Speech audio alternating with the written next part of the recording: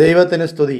പ്രിയമുള്ളവരെ, നിങ്ങൾ കേൾക്കുന്നത് നമ്മുടെ ദിവ്യനാഥ വൈദികരോട് സംസാരിക്കുന്നു എന്ന മരിയൻ സന്ദേശ ഗ്രന്ഥത്തിൻ്റെ വായനയാണ്. ഇന്ന് ദിവസം 101, 201. ഈ സന്ദേശങ്ങൾ പരിശുദ്ധ അമ്മ ഫാദർ സ്റ്റെഫാനോ ഗോബി എന്ന വൈദികന് നൽകിയവയാണ്. അന്ത്യകാലഘട്ടത്തിലേക്ക് നമ്മെ ഒരുക്കുന്നതിനായി അമ്മ നൽകിയ ഈ സന്ദേശങ്ങൾ വൈദികർക്കെന്നതുപോലെ തന്നെ മറ്റെല്ലാവർക്കും ബാധകമാണ്. പരിശുദ്ധ അമ്മയുടെ സന്ദേശങ്ങൾ നിങ്ങൾക്ക് തുടർന്ന് ലഭിക്കണമെങ്കിൽ ദയവായി ഈ പേജ് സബ്സ്ക്രൈബ് ചെയ്യുക. അമ്മയുടെ സന്ദേശങ്ങളെ ഷെയർ ചെയ്ത് നമുക്കും സുവിശേഷവൽക്കരണ ദൗത്യത്തിൽ പങ്കാളികളാകാം. നിങ്ങളുടെ നിർദ്ദേശങ്ങളും വിലയേറിയ അഭിപ്രായങ്ങളും ദയവായി കമൻറ്റ് ചെയ്യുക. ഞാൻ നിങ്ങൾക്ക് വേണ്ടി പ്രാർത്ഥിക്കുന്നു. നമുക്ക് വായനയിലേക്ക് പ്രവേശിക്കാം. Rubbio Vicenza, Italy, August 6, 1997. രൂപാന്തരീകരണ തിരുനാൾ 597. നിത്യമഹത്വത്തിൻ്റെ രാജാവ്. കൃപാവരത്തിൻ്റെയും നിത്യമഹത്വത്തിൻ്റെയും പുണ്യമല നിങ്ങൾ എന്നോടൊത്ത് ചവിട്ടിക്കയറുക. അപ്പോൾ എൻ്റെ പുത്രൻ യേശുവിൻ്റെ മഹത്വപൂർണമായ പ്രഭയാൽ നിങ്ങൾ പ്രകാശിതരാകും. പിതാവിൻ്റെ ഏകജാതനാണ് അവിടുന്ന്. ആദ്യം മുതൽക്കേ പിതാവിൽ നിന്ന് പുറപ്പെട്ട വചനമാണ് അവിടുന്ന്. പിതാവിൻ്റെ തനിസ്വരൂപവും അവിടുത്തെ ദിവ്യമഹത്വത്തിൻ്റെ പ്രതിഫലനവുമായ ആ പുത്രൻ പിതാവുമായി സത്തയിൽ ഒന്നായിരിക്കുന്നു. താബോർ മലയിൽ വെച്ച് പത്രോസ്, യാക്കോബ്, യോഹന്നാൻ എന്നീ 3 ശിഷ്യന്മാരുടെ സാന്നിധ്യത്തിൽ രൂപാന്തരപ്പെട്ടതുപോലെ എളിമയുടെയും ശിശുത്വത്തിൻ്റെയും സ്നേഹത്തിൻ്റെയും ശുദ്ധതയുടെയും നിശബ്ദതയുടെയും പ്രാർത്ഥനയുടെയും വിശുദ്ധ ഗിരിനിരകൾ എന്നോടൊപ്പം ചവിട്ടിക്കയറാൻ നിങ്ങളും സന്നദ്ധരായിരുന്നുവെങ്കിൽ തൻ്റെ മഹത്വത്തിൻ്റെ ദിവ്യപ്രഭയിൽ അവിടുന്ന് നിങ്ങൾക്കും തന്നെ വെളിപ്പെടുത്തി തരും. വിവേകികളും വിജ്ഞാനികളിൽ നിന്നും മറച്ചുവയ്ക്കപ്പെട്ട മഹാരഹസ്യങ്ങൾ എളിയവർക്കും ശിശുക്കൾക്കും മാത്രമാണ് പിതാവ് വെളിപ്പെടുത്തുന്നത്. എൻ്റെ മാതൃസഹജമായ കാരുണ്യത്താൽ നയിക്കപ്പെടുകയും രൂപീകരിക്കപ്പെടുകയും ചെയ്യുന്ന എളിയവരായ നിങ്ങൾ വിശുദ്ധിയുടെ ഔന്നിത്യങ്ങൾ പുൽകുമ്പോൾ ദൈവപുത്രൻ തൻ്റെ ദൈവിക മഹത്വം നിങ്ങൾക്കും വെളിവാക്കിത്തരും. എൻ്റെ നിർമ്മല ഉദരത്തിൽ വചനം മാംസരൂപം പ്രാപിച്ചപ്പോൾ താൻ സ്വീകരിച്ച മനുഷ്യരൂപം മൂലം അവിടുന്ന് ദിവ്യമഹത്വം പൂർണ്ണമായും ആവൃതമാക്കപ്പെട്ടിരുന്നു. അങ്ങനെ മാനുഷികത അവിടുത്തെ ദൈവികതയെ മറച്ചു കളഞ്ഞു. നിങ്ങൾ കാണുക, പുൽക്കൂട്ടിൽ ശയിക്കുന്ന ശിശുവിനെ, എന്തിനും പരസഹായം തേടേണ്ടി വരുന്ന കുഞ്ഞിനെ, മനുഷ്യനായി വികാസം കൊള്ളാനായി വെമ്പുന്ന കൗമാരക്കാരനെ, അനുദിനം നടുവളച്ച് അധ്വാനിക്കുന്ന യുവാവിനെ, ബലഹീനതയുടെ ഭാരം പേറുന്ന ദുഃഖിതനായ മനുഷ്യനെ, സ്വന്തക്കാർ പരിത്യജിച്ച ക്രൂശ് മരണത്തിന് വിധിക്കപ്പെട്ട ചാട്ടവാറടിയേറ്റ് പുളഞ്ഞ മുൾമുടി ചൂടി കുരിശാരോഹണവും മരണവും ഏറ്റുവാങ്ങിയ അവിടുത്തെ നിങ്ങൾ ഒന്ന് കാണുക. മാനുഷികതയുടെ വേദനാജനകമായ പരിമിതികൾക്കുള്ളിൽ അവിടുത്തെ ദൈവികത ചുരുങ്ങി ഒന്നുമല്ലാതായി തീർന്നിരിക്കുകയാണ്.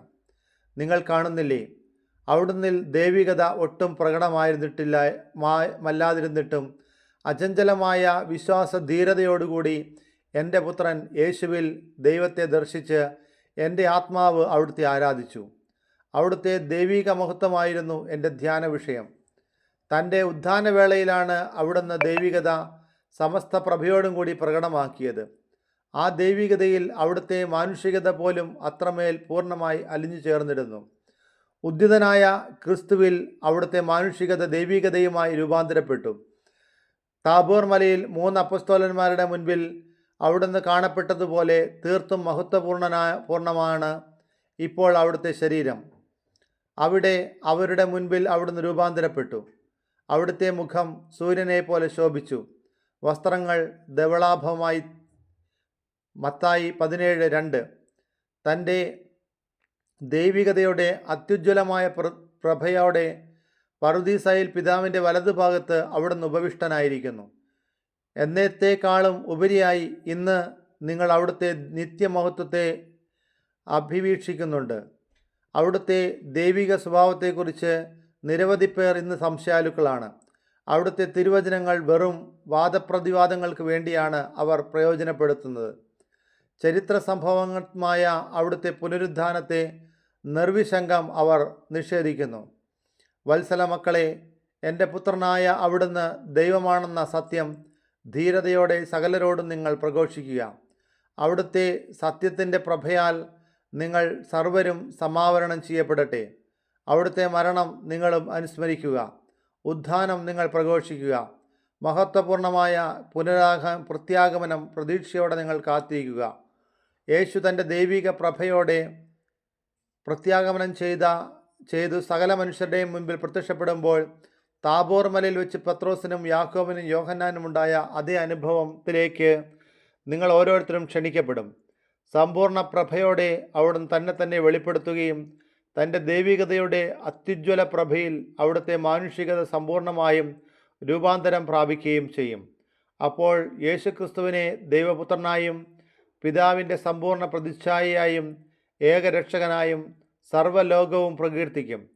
അവിടുന്ന് വഴിയായി സർവ്വതും സൃഷ്ടിക്കപ്പെട്ടുവെന്നും എല്ലാറ്റിൻ്റെയും മേൽ സമസ്താധികാരവും അവിടുന്ന് കൈയാളുന്നുവെന്നും ലോകം മുഴുവൻ ഏറ്റുപറയും.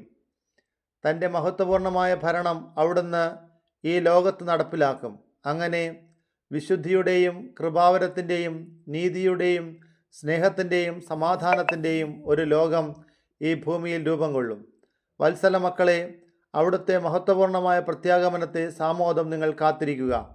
ആയതിലേക്കായി ശിശുത്വത്തിൻ്റെയും എളിമയുടെയും മാർഗത്തിലൂടെ എന്നോടൊപ്പം യാത്ര ചെയ്യുന്നതിന് നിങ്ങളെ ഏവരെയും ഞാൻ സ്വാഗതം ചെയ്യുന്നു. ഇതുവഴിയായി പുത്രനെക്കുറിച്ചുള്ള രഹസ്യങ്ങൾ പിതാവ് നിങ്ങൾക്ക് വെളിപ്പെടുത്തി തരും. സത്യം അതിൻ്റെ പൂർണ്ണതയിൽ ഗ്രഹിക്കുവാൻ പരിശുദ്ധാത്മാവ് നിങ്ങളെ നയിക്കും. പുത്രനായ യേശുക്രിസ്തു തൻ്റെ ദൈവിക മഹത്വം അതിൻ്റെ സമസ്ത പ്രഭയിലോടുകൂടെ നിങ്ങൾക്ക് വെളിപ്പെടുത്തി നൽകും. അപ്പോൾ നിത്യമഹത്വത്തിൻ്റെ രാജാവ് എന്ന നിലയിൽ സകല ജനപദങ്ങളും അവിടുത്തെ ആരാധിക്കുകയും സ്നേഹിക്കുകയും മഹത്വപ്പെടുത്തുകയും ചെയ്യും. ഡോങ്കോ, ഇറ്റലി, ആഗസ്റ്റ് 15, 1997. മറിയത്തിൻ്റെ സ്വർഗാരോഹണ തിരുനാൾ. 598. അങ്ങയുടെ വലതുഭാഗത്ത് ഉപവിഷ്ടയായ രാജ്ഞി മഹത്വപൂർണയാണ്.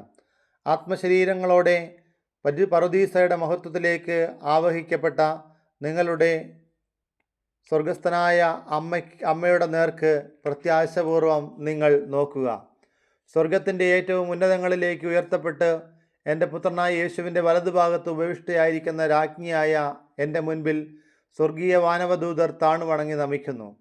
ഭൂവാസികളിൽ ആർക്കും ഇന്നേ വരെ കേൾക്കാൻ സാധിക്കാത്ത ശ്രുതിമധുരമായ ശബ്ദത്തിൽ പറുദീസ നിവാസികൾ ഏവരും എന്നെ സ്തുതിച്ചുകൊണ്ട് ഇപ്രകാരം ഉദ്ഘോഷിക്കുന്നു: അങ്ങയുടെ വലതുഭാഗത്ത് ഉജ്ജ്വല പ്രഭയാർന്ന രാജ്ഞി ഉപവിഷ്ടയായിരിക്കുന്നു. പ്രത്യേക ആദരവിന് പാത്രീഭൂതനാകുന്ന ഒരു വ്യക്തിക്ക് തൊട്ട് വലതുഭാഗത്താണ് സ്ഥാനം നൽകുക. എൻ്റെ പുത്രനായ യേശു നിങ്ങളുടെ രക്ഷണാർത്ഥം സ്വയം മരണത്തിലേൽപ്പിച്ച് മഹത്വത്തോടെ പ്രഭയോടെ ഉയർത്ത് സ്വർഗത്തിലേക്ക് എഴുന്നള്ളിയപ്പോൾ പിതാവ് തൻ്റെ വലതുഭാഗത്താണ് യേശുവിനെ ഉപവിഷ്ടനാക്കിയത്. തൻ്റെ ഏകജാതൻ എന്ന നിലയിൽ യേശുവിന് മാത്രം അവകാശപ്പെട്ട വലതുഭാഗത്ത് പിതാവ് അവിടുത്തെ ഉപവിഷ്ടനാക്കി. രക്ഷാകര പദ്ധതി പൂർത്തീകരിച്ച് പാപത്തിൻ്റെ അടിമത്തത്തിലായിരുന്ന ജനതയെ ദൈവവുമായുള്ള സമ്പൂർണ്ണ ഐക്യത്തിലേക്ക് ആനയിച്ചതിനാൽ പിതാവ് തൻ്റെ വലതുഭാഗത്ത് പുത്രനെ ഉപവിഷ്ടനാക്കി. തിന്മയുടെയും പാപത്തിൻ്റെയും മരണത്തിൻ്റെയും ദുഷ്ടതയുടെയും കീഴടക്കിയ ഒരേ ഒരു വ്യക്തി എന്ന നിലയിൽ പിതാവിനെ പുത്രൻ തൻ്റെ വലതുഭാഗത്ത് ഉപവിഷ്ടനാക്കി. പുത്രനായ യേശു വഴി സമസ്തവും സൃഷ്ടിക്കപ്പെട്ടു. എല്ലാറ്റിൻ്റെയും മേൽ ആധിപത്യം അവിടുത്തേക്ക് നൽകപ്പെട്ടിരിക്കുന്നു. തൻ്റെ ശത്രുക്കളെ പരാജയപ്പെടുത്തി അവരെ നശിപ്പിച്ചതിനാൽ പുത്രനെ പിതാവ് തൻ്റെ വലതുഭാഗത്ത് ഉപവിഷ്ടനാക്കിയിരിക്കുന്നു. എൻ്റെ കർത്താവിനോട് പറഞ്ഞു: ഞാൻ നിന്റെ ശത്രുക്കളെ എൻ്റെ പാദപിടവിടാക്കുമ്പോഴും നീ എൻ്റെ വലതുഭാഗത്ത് ഉപവിഷ്ടനായിരിക്കുക. സങ്കീർത്തനം 110:1. സ്വർഗീയ പിതാവ് തൻ്റെ പുത്രനെ വലതുഭാഗത്ത് ഇരുത്തുക വഴി മാംസമായ വചനവും രക്ഷകനും നാഥനും വിശ്വൈക രാജാവും ആയ തൻ്റെ ഏകപുത്രന് ഏറ്റവും ഉന്നതമായ ആദരവാണ് പിതാവ് നൽകിയത്. പറുദീസായുടെ മഹത്വത്തിലേക്ക് ഞാൻ ആരോഹണം ചെയ്തപ്പോൾ എൻ്റെ പുത്രൻ്റെ വലതുഭാഗത്താണ് എന്നെ ഉപവിഷ്ടയാക്കിയത്. നിർമ്മലയായ അമ്മയോട് ഉചിതമായ ആദരവ് പുത്രൻ അങ്ങനെ പ്രകടമാക്കി. രക്ഷാകര പ്രവർത്തനങ്ങളിൽ അവിടുത്തോടൊപ്പം ഗാഠമാവിധം ചേർന്ന് നിൽക്കുകയും അവിടുത്തെ വ്യാകുലങ്ങളിൽ പങ്കാളിയാകുകയും ചെയ്ത എന്നെ ഇപ്പോൾ അവിടുന്ന് മഹത്വത്തിൽ ഭാഗവാക്കാക്കി. ഉചിതമായ ആദരവ് എന്നോട് പുത്രൻ പ്രദർശിപ്പിച്ചു. എൻ്റെ ഫിയാത്ത് വഴി എൻ്റെ നിർമ്മല ഉദരത്തിൽ മനുഷ്യാവതാരം ചെയ്യുന്നതിന് ഞാൻ അവിടുത്തേക്ക് സമ്മതമരുളുകയാൽ തൻ്റെ വലതുഭാഗത്ത് എന്നെ അവിടുന്ന് ഉപവിഷ്ടയാക്കി. കയ്പ് നിറഞ്ഞ കാസ പാനം ചെയ്തുകൊണ്ട് സദാസമയവും ഞാൻ അവിടുത്തോട് കൂടെ ആയിരുന്നതിനാൽ അവിടുന്ന് എന്നെ തൻ്റെ വലതുഭാഗത്ത് ഉപവിഷ്ടയാക്കി. മാതൃസഹജമായ ദുഃഖത്തോടെ കുരിശിൻ ചുവട്ടിൽ നിന്നുകൊണ്ട് നിങ്ങളുടെ വീണ്ടെടുപ്പിൻ്റെ വിലയായി എൻ്റെ പുത്രൻ യേശുവിനെ പിതാവിന് സമർപ്പിച്ചതിലൂടെ സഹരക്ഷകയായി ഞാൻ മാറുകയാൽ തൻ്റെ വലതുഭാഗത്ത് അവിടുന്ന് എന്നെ ഉപവിഷ്ടയാക്കി. ആദിമ മാതാപിതാക്കളുടെ പാപത്തിൻ്റെ ശിക്ഷയുടെ ഫലമായി ലോകത്തിലേക്ക് നുഴഞ്ഞു കയറിയ പാപത്തിൻ്റെയും തിന്മയുടെയും മേൽ യേശു വഴിയായി ഞാൻ വിജയം കൈവരിക്കയാൽ അവിടുന്ന് എന്നെ തൻ്റെ വലതുഭാഗത്തിന് ഉപവിഷ്ടയാക്കി. സമസ്ത വസ്തുക്കളുടെ മേൽ ആധിപത്യം ചെലുത്തുവാനുള്ള ദൈവിക അധികാരത്തിൽ എനിക്കും ഭാഗഭാഗിത്വം ലഭിക്കുകയാൽ തൻ്റെ വലതുഭാഗത്ത് യേശു എന്നെ ഉപവിഷ്ടയാക്കി. അവിടുത്തെ വലതുഭാഗത്ത് ഉപവിഷ്ടയായി തിരുസഭയുടെയും മാനവവംശത്തിൻ്റെയും അമ്മ എന്ന നിലയിൽ എൻ്റെ ആത്മീയ ചുമതലകൾ വിശ്വസ്തതാപൂർവ്വം ഞാൻ നിറവേറ്റും. മരണം വഴി ഇനിയും നിങ്ങളുടെ മേൽ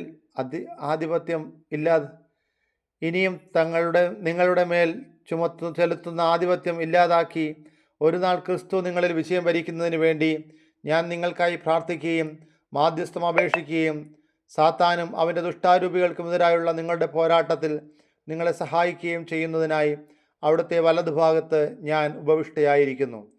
അന്ത്യനാളിൽ അവസാന വിധിക്കായി കർത്താവ് നിങ്ങളെ ഉയർത്തെഴുന്നേൽപ്പിക്കുമ്പോൾ എൻ്റെ മക്കളായ നിങ്ങളെയും ഈ പറുദീസായിലേക്ക് ഉയർത്തുകയും പുത്രൻ്റെയും അവിടുത്തെ അമ്മയുടെയും വലതുഭാഗത്ത് അവരോടൊത്ത് നിത്യാനന്ദം അനുഭവിക്കുവാൻ അവിടുന്ന് നിങ്ങളെ പ്രതിഷ്ഠിക്കുകയും ചെയ്യും.